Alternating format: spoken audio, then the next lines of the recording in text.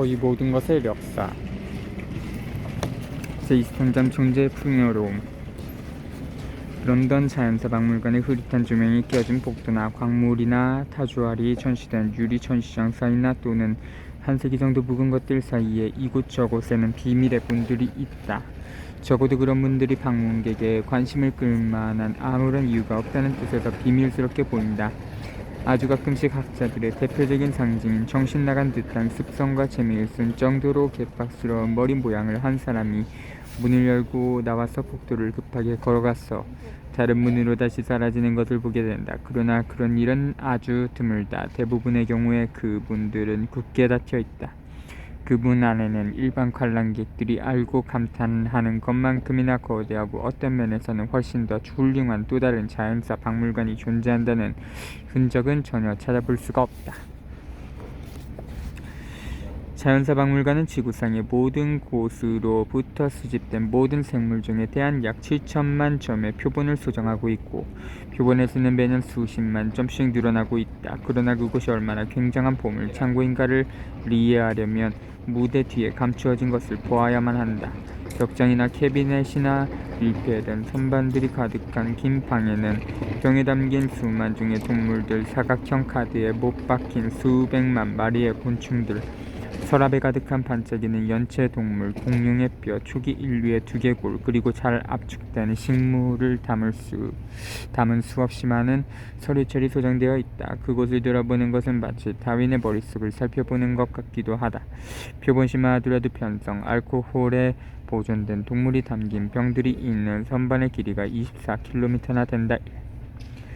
이곳에는 조지 푸뱅크스가 오스트레일리아에서 수집한 것, 알렉산데르 폰 홈볼트가 아마존 유역에서 수집한 것, 다윈이 비글로 항해에서 수집한 것을 비롯해서 아주 희귀하거나 또는 역사적으로 중요하거나 아니면 두 가지 모두 때문에 수집된 것들이 모여 있다. 많은 사람들이 이 소장품을 손에 넣고 싶어한다. 그러나 그럴 수 있는 사람은 극히 적다. 1954년에 박물관은 아라비아의 새들을 비롯한 학술적 업적을 남겼던 리처드 마이너츠 하겐이 원시적으로 수집했던 훌륭한 조류학 표본을 확보했다. 마이너츠 하겐은 몇 년 동안 거의 매일 박물관을 찾아와서 자신의 책이나 글을 쓰기 위해서 노트를 해가던 충실한 관람자였다. 박물관의 관리자들은 도착한 상자들을 지렛대로 열고 내용물을 살펴보고 깜짝 놀랐다. 엄청나게 많은 표본에 박물관의 표식이 붙어 있었다. 마이너츠 하겐은 몇 년에 걸쳐서 박물관의 표본들을 가져갔던 것으로 밝혀졌다. 날씨가 더울 때도 큰 오버코트를 입고 왔던 이유도 밝혀졌다. 몇 년 후에는 연체동물실을 정기적으로 찾아오던 점잖은 노인이 값비싼 바다 조개 껍질을 자신의 진머 안경테에 다리 속에 감추다가 적발이 됐다. 그는 아주 눈에 띄는 신세였다고 들었다. 이곳에 있는 것 중에서 어디에 누구라도 탐내지 않을 것은 하나도 없을 겁니다. 조금도 지루하지 않은 박물관에 감추어진 세계를 소개해 주던 리처드 포티가 심각하게 던진 말이었다. 우리는 큰 탁자에 앉은 사람들을 쳤지 동물이나 야자, 잎이나 누렇게 변한 뼈들을 열심히 살펴보고 있는 여러 방들을 돌아봤다. 어느 곳에서나 영원히 끝나지 않을 것이고 절대 서둘러서도 안 되는 거대한 노력에 참여하고 있는 사람들의 침착한 분위기를 느낄 수 있었다. 박물관이 인도양을 탐사했던 존 머리 탐사단의 보고서를 탐사가 끝나고 44년이 지난 1967년이 되어서야 발간했다는 이야기를 읽은 적이 있었다. 이곳은 모든 것이 스스로의 속도로 움직이는 세상이었다. 보티가 학자처럼 보이는 노인과 친절하고 반갑게 이야기를 나눴던 작은 승강기가 올라가는 속도마저도 마치 퇴적물이 쌓이는 속도처럼 느렸다. 그 노인과 작별을 한 포티의 말에 의하면 그는 42년 동안 성 요한의 풀 우울증을 비롯한 여러 질병 치료에 쓰이던 약초로 서양 고추나물이라고 부르기도 한다. 이라는 한 가지 식물만 연구한 노먼이라는 훌륭한 분으로 1989년에 은퇴하신 후에도 매주 박물관을 찾고 있었습니다. 어떻게 한중의 식물을 연구하면서 42년을 보낼 수가 있습니까? 내가 물었습니다. 굉장하지 않습니까? 보티도 고개를 끄덕이며 말하고 나서 잠시 생각한 후에 말했다. 그는 정말 완벽한 사람입니다. 금강기에 물리 자석들로 막힌 입구가 나타났다. 보티는 혼란스러운 듯이 이상하군요. 식물과가 여기에 있었는데 라고 중얼거렸다. 다른 층으로 가서 뒷계단을 통해서 언젠가 살아있었던 것들을 사랑스러운 듯이 열심히 연구하고 있는 사람들을 지나서 겨우 식물가를 찾아낼 수 있었다. 그곳에서 우리가 흔히 이끼라고 부르는 선테류의 조용한 세계와 렌 앨리스를 소개받았다.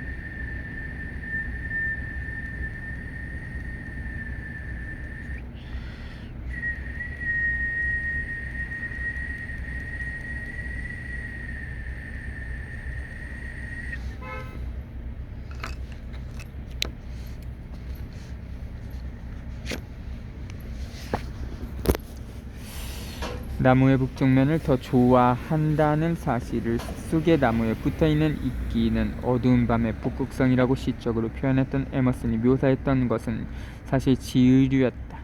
19세기까지는 이끼류와 지으류를 구분하지 못했다. 진짜 이끼들은 아무 곳에서나 자라기 때문에 자연의 나침반으로는 쓸모가 없다. 사실 이끼류는 쓸모가 있는 경우가 거의 없다. 그렇게 흔한 식물군 중에서 이끼류만큼 상업적으로나 경제적으로 쓸모가 없는 것도 드물 것이라고 조금은 안타깝게 표현했던 헬리에스 코너드가 1956년에 발간했던 이끼류와 태류에 대하여라는 책은 지금도 여러 도서관에서 이끼류를 일반적으로 소개하는 거의 유일한 책이다.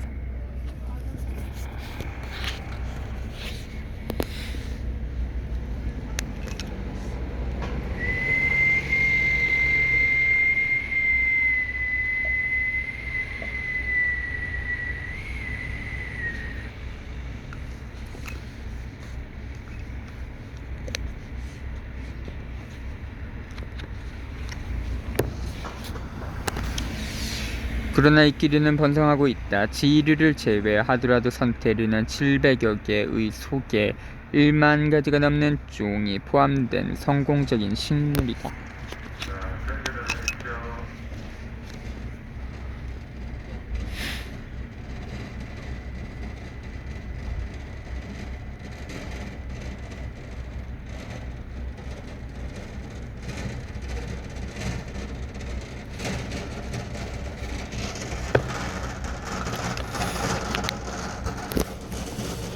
A.J.E. 스미스의 충실하고 잘 쓰여진 영국과 아일랜드의 이끼 식물상은 700쪽이 넘는다. 그렇다고 영국과 아일랜드가 결코 이끼의 왕국인 것도 아니다.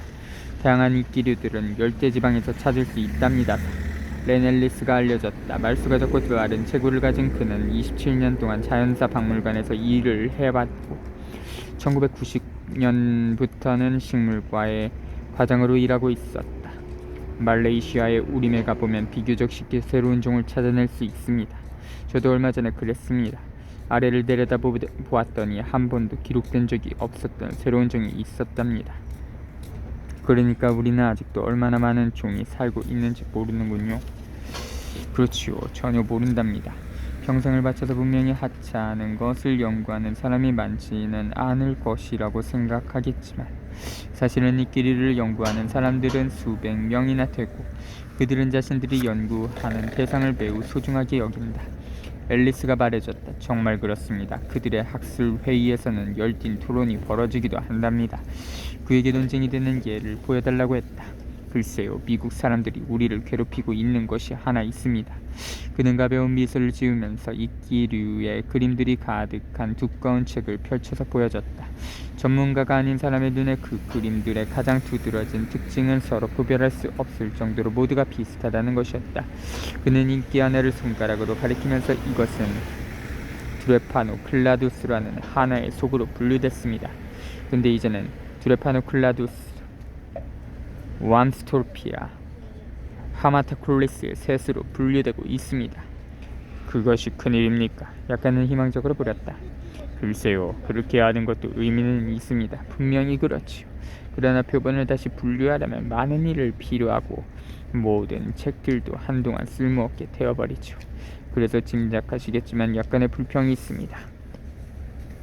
이끼류에는 신비한 점도 있다고 그가 말해줬다. 비록 이끼류 전문가들에 대한 이야기이기는 하지만 이제는 사라져가고 있는 하이오필라 스탄포르덴시스에 대한 이야기가 유명하다. 캘리포니아주에 있는 스탠퍼드 대학의 캠퍼스에서 발견된 후에 영국 남쪽 끝에 있는 콘월의 오솔길에서도 발견되었던 그 이끼류는 그 중간에 어느 곳에서도 발견된 적이 없었다. 같은 이끼류가 어떻게 아무런 관련이 없는 두 곳에서 살게 되었는가는 누구도 알 수가 없다. 이제 그것은 헨네디엘라 스탄포르덴시스로 재분류되고 있습니다. 재분류의 또 다른 예이지요. 우리가 심각하게 고개를 끄덕였다. 새로운 이끼류를 찾아내면 이미 기록된 것이 아닌가를 확인하기 위해서 다른 모든 이끼류와 비교를 해보아야만 한다. 그런 후에 공식적인 설명문을 작성하고 그림을 그려서 유명한 학술지의 결과를 발표해야 한다. 그런 과정은 적어도 6개월 이상 걸린다. 20세기는 이끼류 분류학의 세기는 아니었다. 20세기에 이루어진 연구의 대부분은 19세기의 연구에서 발견되는 혼란과 중복을 찾아내서 수정하기 위한 것이었다. 19세기는 이끼류 채집의 황금기였다. 찰스 라이엘의 아버지가 위대한 이끼류 전문가였다. 조지 헌트라는 멋진 이름을 가진 이 영국 사람이 영국의 이끼류를 너무 열심히 채집하는 과정 중에 멸종시켜버린 종도 있었을 것이다.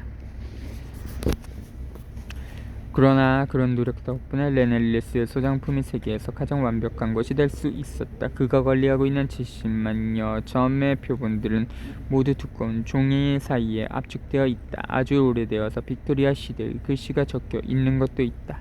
로버트 브라운의 손때가 묻은 것도 있을 것이다. 위대한 빅토리아 시대의 식물학자였고 브라운 운동과 세포액을 찾아냈던 브라운은 박물관에 식물가를 만들어서 1858년에 사망할 때까지 31년 동안 관리했다. 표본들은 윤택이 나는 오래된 마호가니 캐비닛 속에 보관되어 있다.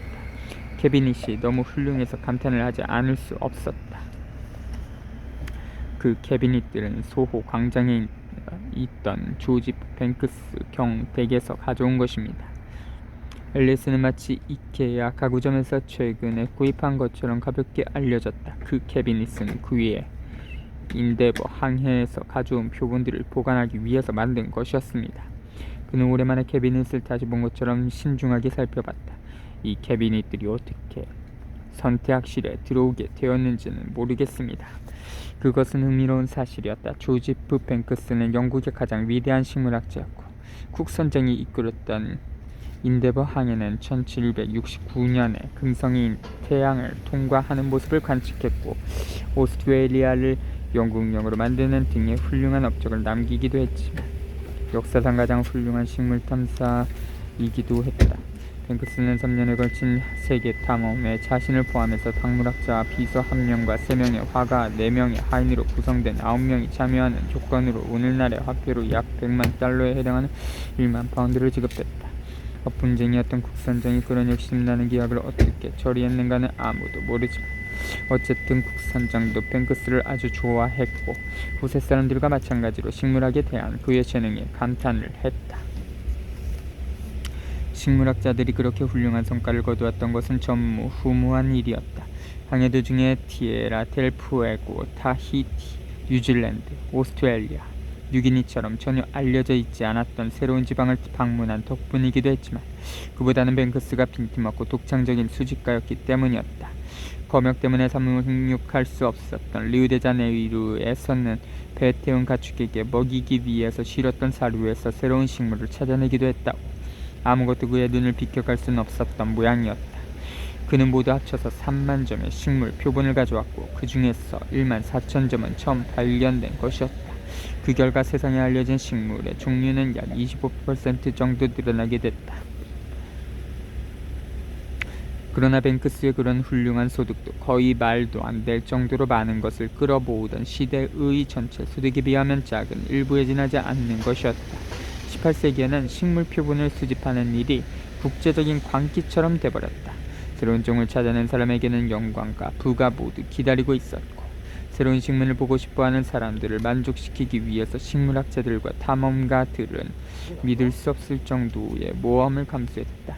등나무 웨스테리아의 카스파 비스타의 이름을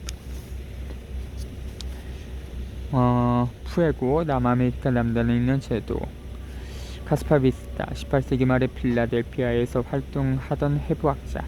카스파비스타의 이름을 붙였던 토머스 너톨은 아무런 교육도 받지 않은 인쇄공으로 미국에 왔지만 식물의 매력을 느껴서 미국의 절반을 도보로 왕복하면서 그전에는 본 적도 없었던 수백 종의 식물 표본을 채집했다. 프레이저 전나무의 이름을 남긴 존 프레이저는 예카테리나 여제를 위해서 몇 년 동안 미개지에서 식물을 채집했다. 그가 마침내 일을 끝내고 돌아왔을 때 새로 등극한 러시아의 차르는 그를 미친 사람으로 여겨서 계약 요행을 거부했다. 그는 모든 수집법을 영국의 채시로 가져와 종묘작을 열었어 진달래, 철쭉, 목련, 양담쟁이, 곽꽃을 비롯한 식민지의 이국적인 식물로 영국의 상류층을 즐겁게 해주면서 부유한 삶을 누렸다. 지도를 찾기만 하면 엄청난 돈을 벌 수가 있었다. 아마추어 식물학자였던 존 라이언은 2년 동안 힘들고 위험한 채집 생활의 결과로 오늘날의 금액으로 거의 20만 달러에 가까운 돈을 벌었다. 그러나 단순히 식물을 좋아해서 그런 일을 했던 사람들도 많았다.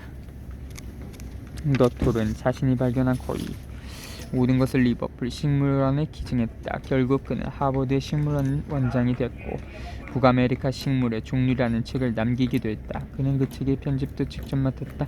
식물의 경우만 하더라도 그랬다. 그 밖에도 신세계에는 캥거루, 키위, 너구리, 살쾡이, 모기를 비롯해서 상상을 넘어서는 이상한 모양의 생물들이 있었다. 지구에 살고 있는 생물의 종류는 무한한 것처럼 보였다.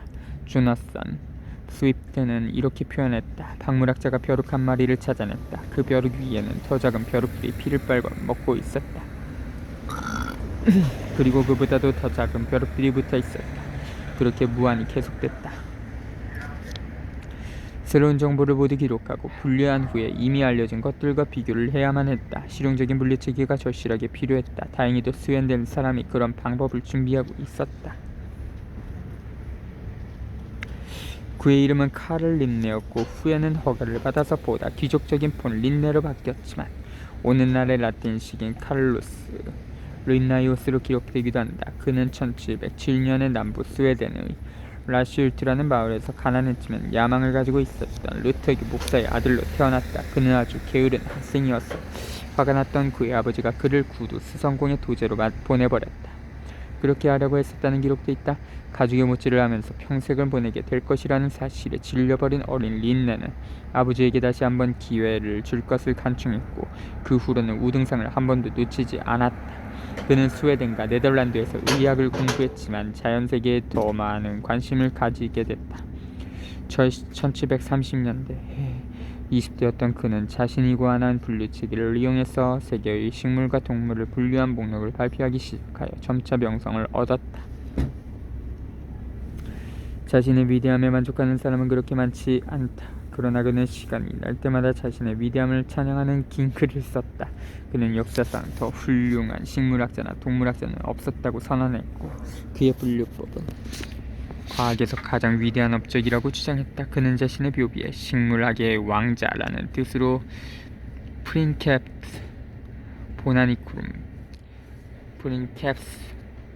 보나니코름 이라고 새겨줄 것을 요구하기도 했다. 그의 자신감에 대해서 의견을 표시하는 것처럼 어리석은 일도 없었다. 그런 사람들은 훗날 잡초에 자신의 이름이 붙여진 사실을 발견해야만 했다. 린네의 놀라운 점에는 끊임없이 때로는 열병처럼 성에 집착했다는 것이다. 그는 특히 일부 쌍각 조개류와 여성 외음부의 유사성에 집착했다. 그래서 그는 대합 조개류의 일부에 불바 외음부, 라비아 음순, 푸페스 음부, 아누스 항문, 할면 천연학과 같은 이름을 붙이기도 했다. 그는 식물을 생식기의 특징에 따라 분류한 후에 놀라울 정도로 의인하는 호소적인 이름을 붙였다. 그가 남긴 식물과 그 고등에 대한 설명에는 난교성 성교, 후림의 첩, 신부의 침대와 같은 표현들이 쉽게 발견된다. 그가 봄에 대해서 설명한 글은 널리 알려져 있다. 식물에게도 사랑이 찾아온다. 수컷과 앙컷이 혼인식을 하면서 자신들의 성기 중에서 수컷을 껍과 앙컷의 것을 보여준다. 꽃잎은 조물주가 영광스럽게 만들어진 신부의 침대로 쓰인다. 보상한 침대 커튼으로 치장되고 여러가지 부드러운 향수로 가득 찬 침대에서 신랑과 신부는 더욱 장엄하게 자신들의 혼례식을 거행한다. 침대가 완성되면 신랑이 그의 사랑스러운 신부를 포옹하고 자신을 그녀에게 바칠 시간이 된다. 그는 식물의 속에 클리토리아 음액이라는 이름을 붙이기도 했다. 많은 사람들이 그를 이상하게 생각했던 것은 당연했다. 그럼에도 불구하고 그의 분류체계를 거부할 수가 없었다. 린네 이전에는 식물의 이름들이 놀라울 정도로 서술적이었다. 흔히 볼 수 있는 땅과리는 피살리스 암누, 라모시시메, 라미스 앙글루시 시, 글라블리스 플리스, 덴토세라리티스라고 불렸다. 린네는 그 이름을 피살리스 앙굴리타로 줄여버렸고 지금은 그 이름이 쓰이고 있다. 식물의 세계는 일관성 없는 이름 때문에 부질서했다. 식물학자들은 루사, 실베스트리스, 알바쿰, 루보레 또는 폴리오, 글라브로가 다른 사람들이 루사, 실베스트리스, 이누두라, 세우, 카니나라고 부르는 식물과 같은 것인가를 쉽게 확신할 수가 없었다. 린네는 그런 수수께끼를 로사, 카니나, 들장미라는 이름으로 해결해버렸다. 간단하게 줄여서 부르는 이름을 누구에게나 유용하고 누구나 동일할 수 있도록 만들려면 단순한 결단력 이상의 무엇이 필요했다. 종에 두드러진 특징을 알아내는 천재적인 직관이 필요했다. 린네 분류법은 너무 일반화돼서 다른 분류법이 있다는 사실을 짐작도 하기 어렵다. 린네 이전의 분류법은 변덕이 아주 심했다. 동물은 야생인가 가축인가 육상동물인가 해양동물인가 몸집이 큰가 작은가 심지어는 멋있고 고상하게 생겼는가 아니면 평범하게 생겼는가에 따라서 분류하기도 했다. 비폭은 인간에게 얼마나 유용한가에 따라서 동물을 분류했다. 해부학적인 고려는 거의 사용되지 않았다. 린네는 살아있는 모든 것들을 육체적인 특징에 따라 분류함으로써 분류학의 결점을 보완하는 것을 평생의 과제로 삼았다. 분류의 과학이라고 할 분류학에서는 절대 과거를 돌아보지 않는다. 물론 그런 모든 일은 시간이 필요했다. 1735년에 발간했던 그의 골작 자연의 체계 조파는 14쪽에 불과했다. 그러나 그 부피는 점점 늘어나서 린네의 생전에 마지막으로 출간됐던 20화는 무려 3권으로 2300쪽에 이르렀다. 결국 그는 13,000중의 식물과 동물의 이름을 붙이거나 기록을 냈다. 다른 책들은 더욱 포괄적이었다. 한 세대 전에 영국에서 발간됐던 3권으로 된 존 레이의 식물의 일반 역사에는 식물만 18,625종이 수록되어 있었다. 그러나 다른 사람들이 흉내조차 낼 수 없었던 린네의 특징은 일관성, 질서, 단순성, 그리고 시의 적절함이었다. 그의 작업은 1730년대부터 시작됐지만 영국에 널리 알려지게 된 것은 1760년대부터였고 그때부터 린네는 영국 박물학자들의 아버지와 같은 인물이 됐다시피 영국보다 그의 분류법을 더 열정적으로 받아들였던 나라는 없었다. 그래서 린네 학계가 스톡홀름이 아니라 런던에 본부를 두게 됐다. 린네라고 해서 결점이 없진 않았다. 그는 선원들이나 상상력이 풍부한 여행자들에게서 들은 허풍을 따라서 신비의 괴물이나 괴물 같은 인간에도 이름을 붙였다시피 네 발로 걸어다니고 언어를 배우지 못했던 야생의 인간을 호모 페루스라고 했고 꼬리가 달린 인간은 호모 카우다투스라고 했던 것이 그런 예들이다. 그런 후에는 아주 경솔한 시대가 있었음을 잊지 말아야 한다. 심지어 위대한 조지 푸펜크스마저 18세기 말에 스코틀랜드 해안에서 여러 차례 관찰되었다는 이야기에 깊은 관심을 가졌다. 그러나 린네의 결점은 대부분 완전하고 훌륭한 분류법으로 상쇄됐다. 그의 여러 업적들 중에는 고래를, 소나 쥐를 비롯한 일반적인 육상동물들과 함께 쿼드루페디아목, 후에 포유강으로 바뀌었다. 속하도록 분류했던 것도 포함된다 싶선. 그전에는 아무도 그렇게 분류하지 않았다. 당초 린네는 각 식물의 속, 이름을 붙이고 나팔꽃 속 1과 나팔꽃 속 2처럼 번호를 붙이려고 했었다.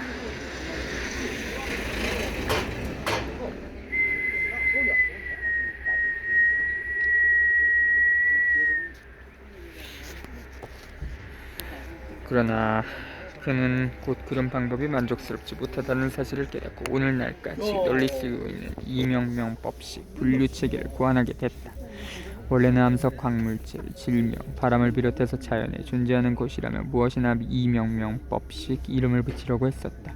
그러나 모든 사람들이 그런 명명법을 환영하진 않았다. 린네 명명법이 저속한 표현을 많이 쓰는 경향이 있다고 반대하는 사람들도 있었다. 그러나 사실 그 이전에 쓰던 식물이나 동물의 이름들 중에 또 정말 천박한 것들도 많았다. 이뇨 효과가 있다고 알려진 민들레를 오줌 싸개, 피사베이드라고 불렀고 앞말의 방귀, 발가벗은 여자, 부라잡아치기, 사냥개 오줌, 열릴, 항물 등의 이름도 일상적으로 쓰이고 있었다 싶다.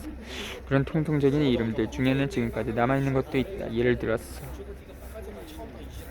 메이든헤어는 처녀의 머리카락이 아니라 공자, 고사리의 이름이다. 어쨌든 고전적인 이름을 사용하는 것이 자연과학의 품위를 높이는 방법이라고 믿어왔던 사람들은 식물학의 아버지라고 자칭하는 사람이 앞장서서 클리토리아, 포르니카타, 불바와 같은 저속한 이름으로 체력을 더럽히는 것을 싫어했던 사람들이 있었던 것은 분명했다.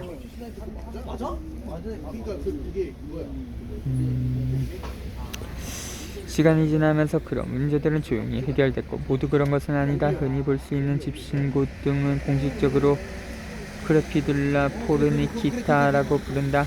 사창가의 작은 신발이라는 뜻. 자연과학이 더욱 전문화되면서 많은 부분들이 개선되기도 했다. 특히 더 많은 분류체계가 도입되어 보강됐다. 속, 제뉴스과 종, 스페시스의 분류법은 린네보다 수백 년 전에 자연학자들이 사용하고 있었고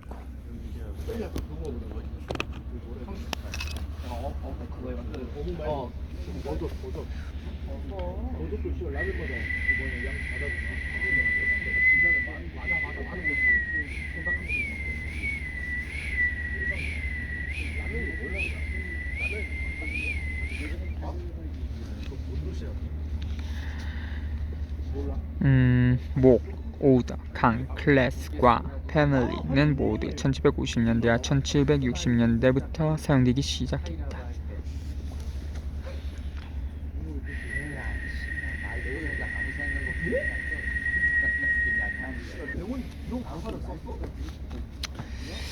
그러나 문은 필름은 1876년에 독일의 에른스트 해켈에 의해서 처음 쓰이기 시작했고 20세기 초까지만 하더라도 과와 목은 서로 바꿔서 쓰이기도 했다. 한동안 동물학자들의 과가 식물학자들의 목에 해당하는 용도로 사용되었어 많은 사람들을 혼란스럽게 만들기도 했다. 일례로 인간은 진핵생물 유카리아 중에서 동물계 애니말리아에 속하는 척색 동물문 큐다타스의 척추 동물암은 베르테브라타와 포유강 맘말리아의 영장모 프레마티스의 사람과 호미니데의 사람 속 호모의 사피엔스로 분류된다. 속과정의 이름은 이탈릭자로 쓰고 그 위에 분류는 보통 글자로 쓰는 것이 관행이라고 한다. 일부 분류학자들은 더 세분해서 조, 트리브, 아목, 서브오더, 하문,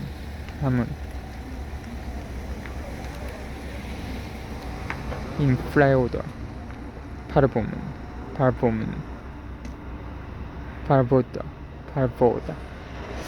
등을 쓰기도 한다.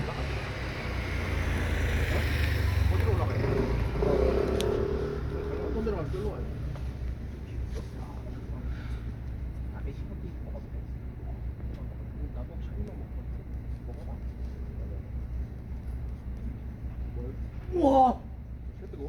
아니 뭐 와.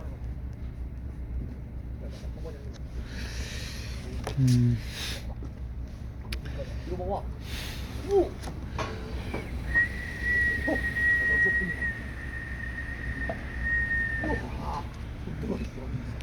린네는 동물을 포유류, 파충류, 조류, 어류, 곤충류 그리고 여기에 속하지 않은 벌레들을 뜻하는 연형동물의 6부류로 나눴다. 가재와 새우를 비롯 모두 벌레로 분류하는 방법이 처음부터 만족스럽지 못했던 것은 확실했다. 그래서 연체류와 갑각류 등의 다양한 분류가 만들어졌다. 그러나 불행하게도 이렇게 새로 만들어진 분류는 모든 나라에서 공통적으로 사용되진 않고 있다. 영국은 그런 문제를 해결하기 위해서 1842년에 스트릴란디안 규약이라는 새로운 규칙을 선언했지만 프랑스는 그런 선언이 영국의 오만함에서 비롯된 것이라고 여겼다. 그래서 프랑스 동물학회는 서로 상충되는 다른 규약을 발표해버렸다. 한편 미국 조류학회는 알 수 없는 이유로 널리 쓰이고 있던 1766년판 자연의 체계 대신 1758년판을 근거로 이름을 붙이기로 결정했다. 따라서 19세기 동안의 미국의 새들은 유럽과는 다른 속으로 분류됐다. 국제동물대회가 처음으로 열렸던 1902년부터 박물학자들은 점차 합의의 정신을 발휘하여 통일된 규약을 받아들이기 시작했다. 분류학은 과거로 취급되기도 하고 예술로 취급되기도 하지만 사실은 전쟁터다. 지금까지도 사람들이 상상하는 것보다 훨씬 더 부질서한 상태로 남아있다. 모든 생물의 기본적인 체형을 구분하는 문의 경우를 보더라도 그렇다. 조개와 달팽이를 비롯한 연체동물이나 곤충이나 각각류가 속한 절지동물, 등뼈나 원시 등뼈를 가진 모든 동물이 속한 적색동물과 같은 문은 일반적으로 잘 알려져 있지만 그 밖의 분류는 매우 애매하다. 바다지렁이들을 뜻하는 악구동물,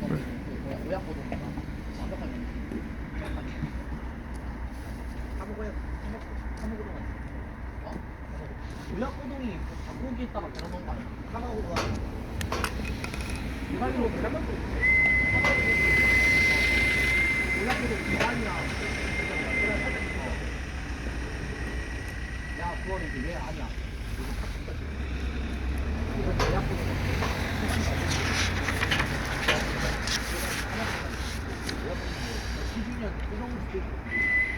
아 맞아.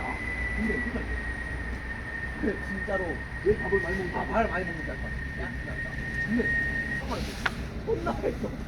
제일 맛있어. 다음에 안 먹어보자.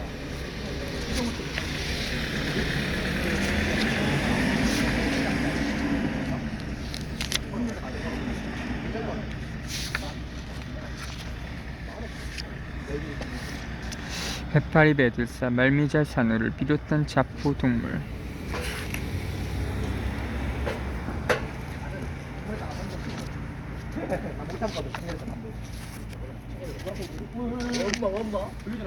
한 명 안 잡아.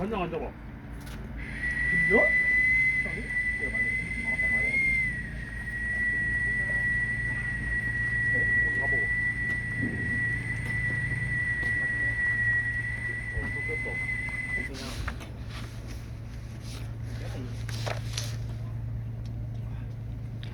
작은 음경지렁이라고도 부르는 새의 동물, 몰라. 그냥 먹고 있는데. 칼칼하게 맛있다. 응, 칼칼하니 그냥 탁탁 맛네. 안 되겠다. 식후는 센 걸 해야 돼. 그래도 바로 너무 식도 쏟아 좀 그럴까? 정원이 워낙에 전날 맡겨놨네. 진짜 여기서만 나 혼자만 비우고 있어요. 유변자가 좋은 거라. 진짜로 힘들다. 누구 내 주머니에 1,000원 박아놨니? 내가 원래 너한테 1,000원 준 다음에 계좌로 100원 보낼 수 있다는 그거 먹는 날려 있거든. 100원 보내. 과 같은 것들이 그런 예가 된다. 우리에게 익숙하지 않은 경우가 있긴 하지만 이것이 가장 기본적인 부분이다. 그럼에도 불구하고 몇 개의 의문이 있어야 하는가에 대해서 합의가 이루어지지 않고 있다. 대부분의 생물학자들은 그 수가 대략 30개 정도라고 주장하지만 일부는 20개 남짓하다고 하고 에드워드 오일스는 생명의 다양성에서 놀랍게도 89개의 의문이 있다고 주장했다. 그 수는 생물학계에서 쓰는 말로 통합파인가 아니면 세분파인가에 따라서 크게 달라진다.